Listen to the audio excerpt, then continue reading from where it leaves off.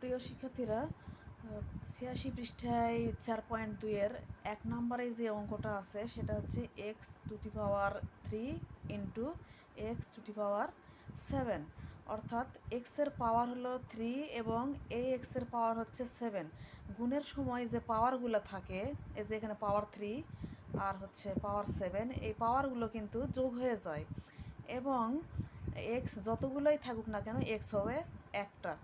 যেমন এই 2x মিলে একটা এক্স, আর এই পাওয়ার 3 আর পাওয়ার 7 এইখানে যোগ হয়ে এক্স এক্সই হবে, আর 7 আর 3 10। এটা হলো অ্যান্সার। 2 নাম্বার হচ্ছে এক্সের উপর পাওয়ার 3, এক্সের উপর পাওয়ার নাই মানে 1 আছে, এক্সের উপর পাওয়ার হচ্ছে 5। তাহলে এ কিন্তু 3টা আছে, কিন্তু 3টা এর মধ্যে এ হবে একটা, আর পাওয়ারগুলো যোগ হয়ে যাবে। এখানে 3 হলো পাওয়ার, এখানে 1 আছে একটা, 1 পাওয়ার, আর এই 5 পাওয়ার, এই 3টাই যোগ হয়ে যাবে। তাহলে যোগ হলে হবে 5 আর 1 6, 6 আর 3 9। তাহলে a⁻9, এটা অ্যান্সার।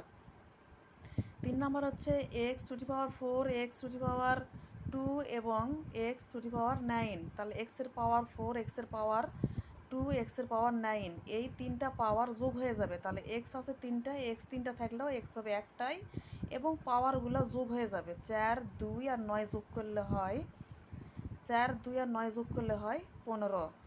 তাহলে অ্যান্সার হচ্ছে x⁻15। আল্লাহ হাফেজ।